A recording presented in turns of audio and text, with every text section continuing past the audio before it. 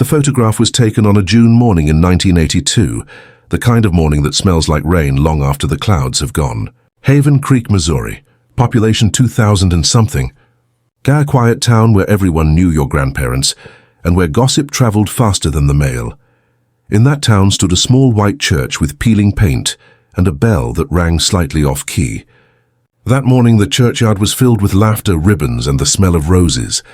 It was the wedding day of Evelyn Rogers and Michael Turner, the couple everyone in Haven Creek quietly envied.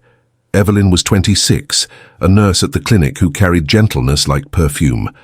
Michael was the local mechanic, broad-shouldered and honest, the kind of man who wiped his hands on his jeans before shaking yours. They were supposed to be perfect together. Everyone said so. Inside the bride's room, Evelyn sat before a mirror trimmed with chipped gold paint. Her mother fussed with her veil. Her sister pinned a loose curl, but Evelyn barely blinked. She looked at herself as though she were studying a stranger wearing her smile. When the others stepped out, she opened the top drawer of her vanity. Beneath a folded handkerchief lay a small note, creased, smudged, written in hurried pen strokes. She unfolded it slowly, reading the words she had written just before dawn. "Michael, I can't do this. I love you, but I can't live this life the way everyone expects. I need to breathe before I belong." Her hand trembled as she folded the note back, slid it into her bouquet between the white lilies. Then she looked into the mirror again, practiced her smile once, twice, until it felt real enough to fool anyone. Outside, the photographer called. "Ready for a shot before we start?" Evelyn rose, gathered her dress, and stepped toward the open door. When the flash went off, the world froze for a heartbeat. Her lips curved. Her eyes shone.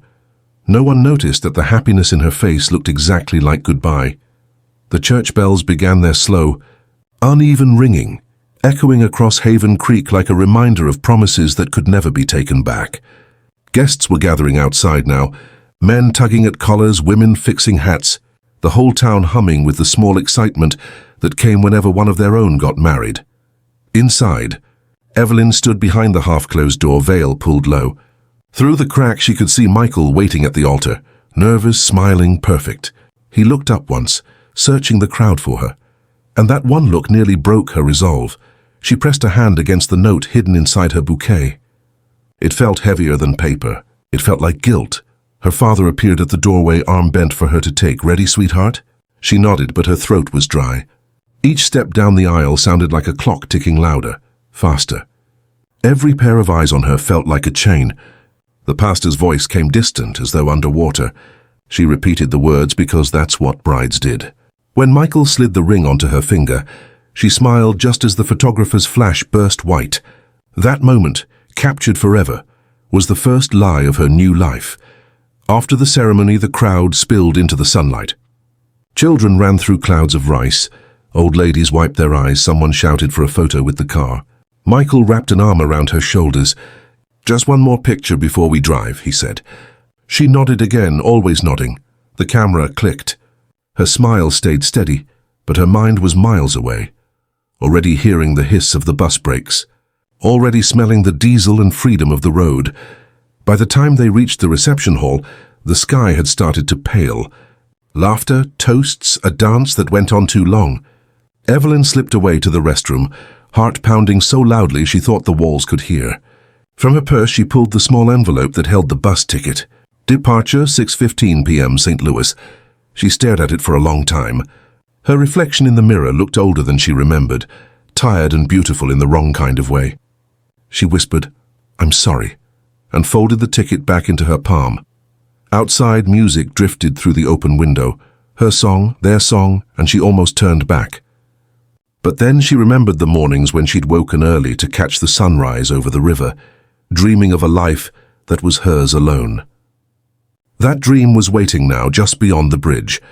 At 4:30, she told her maid of honor she needed to fix her veil again. At 4:37, she stepped out the side door into the cool afternoon air. The street was empty. Somewhere behind her, people were laughing, clinking glasses, calling her name. She kept walking, down the dirt path past the general store, through the fields that smelled of wet wheat. Her shoes gathered dust. Her dress snagged once on a fence post. When she reached the river road, she stopped to catch her breath. In the distance, She could see the bus stop sign, rusted and leaning, and for a moment she felt lighter than she had in years.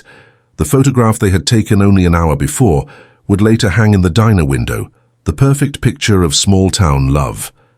But by the time the sun touched the horizon, that same town would be searching the river for the bride who never came home. The call to the sheriff's office came at 6:12 p.m., a sharp, uncertain voice on the line. "Sheriff Langley? It's Pastor Hodge. We can't find the bride. She went out to fix her veil, and she never came back." Within minutes, Haven Creek began to whisper. The news ran through the town like smoke, curling through the diner booths, drifting into the hardware store, carried by every phone call that started with, "Did you hear?"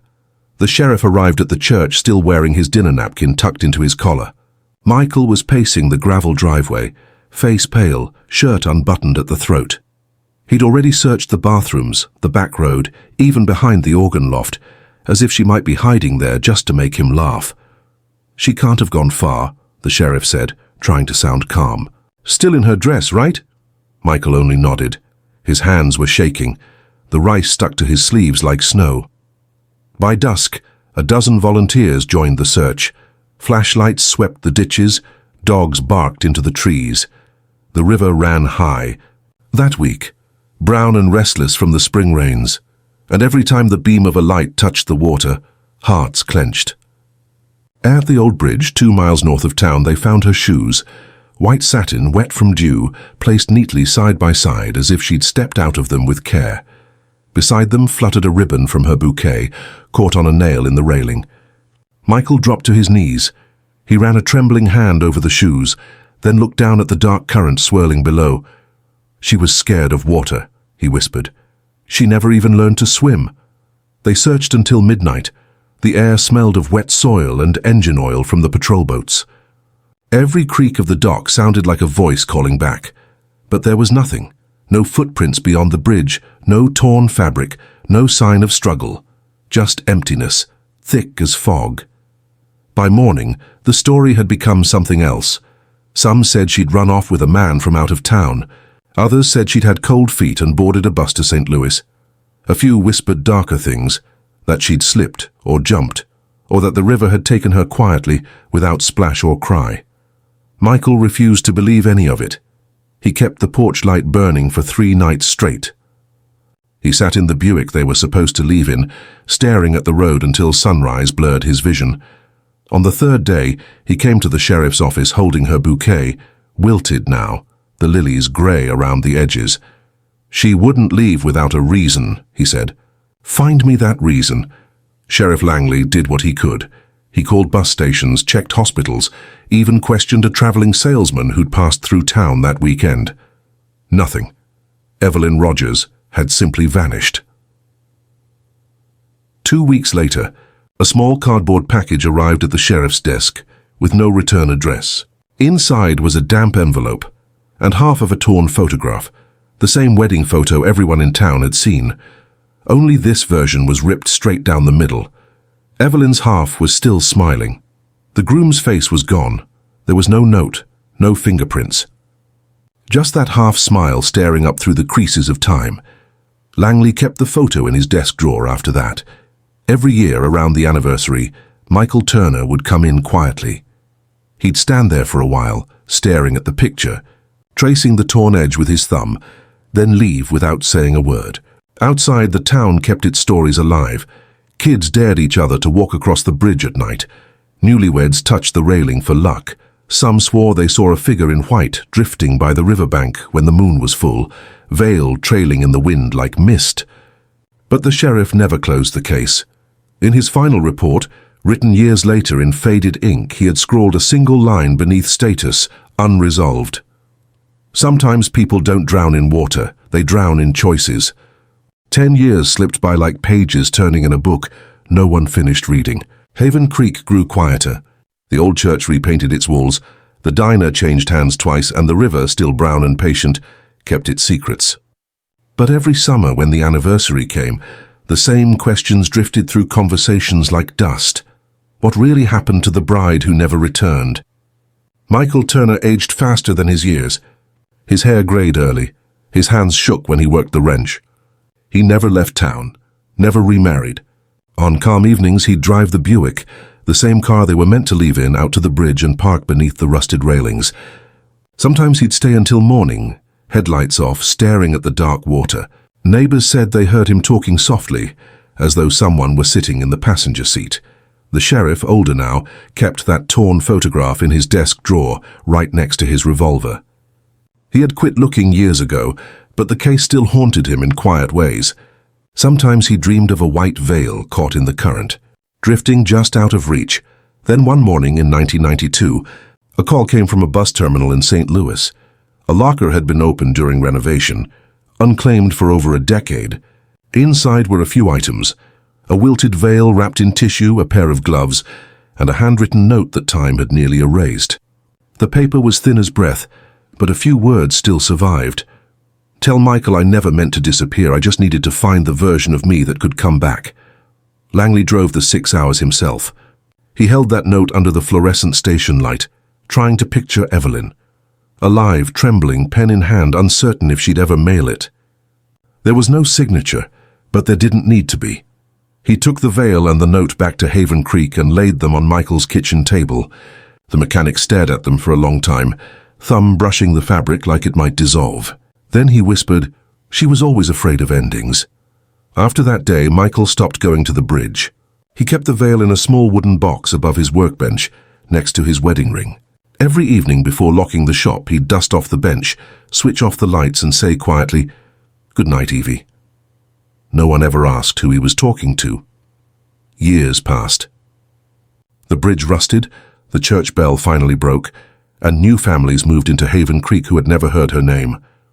But for the old ones who remembered, that photo still hung on the diner wall. Evelyn in her white dress, smiling toward a world that never existed. Some said she was still out there living under another name. Some swore they'd seen her reflection in the glass of the diner window when it rained, face framed by a shimmer of lace. The sheriff died with her photo still in his drawer. Michael followed a few years later, his Buick parked beneath the same bridge where her shoes were found. When the car was towed, they discovered an envelope on the passenger seat. Inside was the other half of that photograph, his side perfectly aligned with hers. Taped across the seam was a note in a different hand, the ink uneven and old. She smiled for this photo. By sunset, the town was searching the river, but some goodbyes are not disappearances. They are the start of another kind of forever.